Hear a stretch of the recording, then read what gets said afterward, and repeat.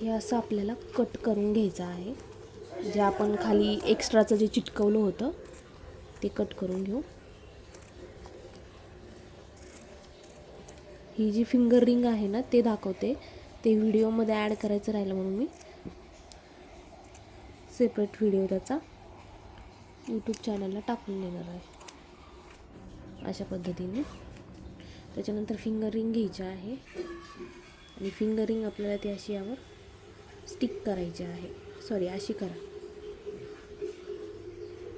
असं केलं तरी चालेल, राऊंड शेपमध्ये असेल तर.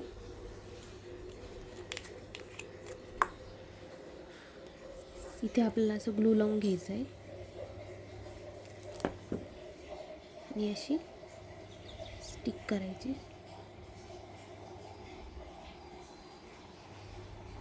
स्टिक केल्यानंतर आपल्याला छोटासा कापडाचा तुकडा घ्यायचा आहे. तो आपल्याला असा उभा कट करून घ्यायचा आहे.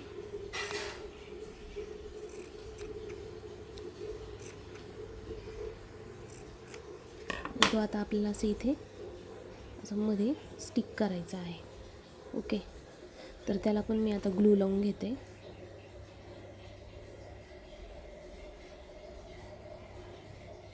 अशा पद्धतीने. आणि तो आता आपल्याला असं मधोमध स्टिक करायचा.